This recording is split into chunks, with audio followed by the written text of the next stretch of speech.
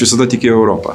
Žinoma, aš esu lietuvis ir turiu savo kultūrą, istoriją. Bet mes visuomet buvom stiprus kaip tauta, kuomet turėjome ryšius, bendradarbiavimą su kitomis tautomis. Kadangi mėgstu istoriją pats, tai buvo kvietimas domėtis ir galvoti, ką mes galime padaryti daugiau kartu. Ne po vieną, o kartu. Netikėkime, kad nacionalizmas, susiskaldimas yra kelias į ateitį. Europiečiai visada nuo to pralaimėdavo. Todėl tikėjimas, kad galime veikti kartu, aš manau, mūsų yra didžiausias privalumas, bet tuo pačiu ir iššūkis. We must ensure European security which is measured by the weakest link in its defense. Therefore, we must act together, not selectively.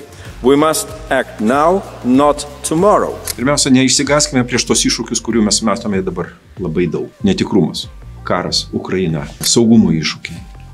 Poreikis investuoti į savo gynybą ir saugumą. Tai daroma ne mūsų sąskaita, o dėl mūsų. By guaranteeing Ukraine's territorial integrity and sovereignty, we will ensure the integrity of Europe's borders. Aš labai tikiuosi, kad po keleto metų mes matysime tas naujas priemonės, mūsų politikos kūrimo priemonės, kurios mūsų stiprins.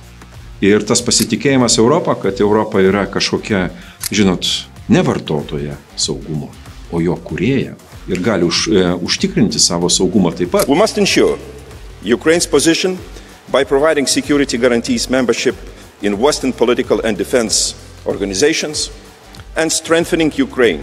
Tikėkite Europą. Jinai nekartą įrodė, senutė Europa eina į priekį.